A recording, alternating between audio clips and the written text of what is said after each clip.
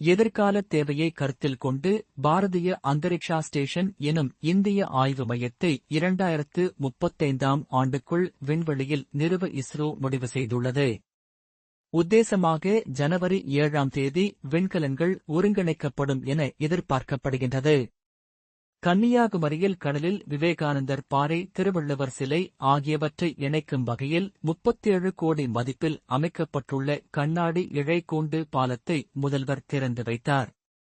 அரசு உதவி பெறும் பள்ளிகளில் 8ஆம் வகுப்பு பயிலும் மாணவர்கள் கல்வி உதவித்தொகை பெறுவதற்கான தேசிய வருவாய் வழி மற்றும் திறன் படிப்பு உதவி திட்டத் தேர்வுக்கு செவ்வாய்க்கிழமை முதல் ஜனவரி 24ஆம் தேதி வரை விண்ணப்பிக்கலாம். கடந்த 1984ஆம் ஆண்டு மத்திய பிரதேசம் மாநிலம் போபாலில் விஷவாயு கசிந்த ஆலையில் 40 ஆண்டுகளுக்குப் பின்னர் நச்சுக் கழிவுகளை அகற்றும் பணிகள் தொடங்கியுள்ளன. இந்தியாவின் வெளிநாட்டு கடன் 60.53 லட்சம் கோடியாக உயர்ந்துள்ளது. சிஆர்பிஎஃப் இன் புதிய இயக்குநராக விதுல் குமார் நியமிக்கப்பட்டுள்ளார். அமெரிக்க முன்னாள் அதிபர் ஆன ஜிம்மி கார்ட்டர் காலமானார். இவர் நாட்டின் 39வது அதிபராக பதவி வகித்தார்.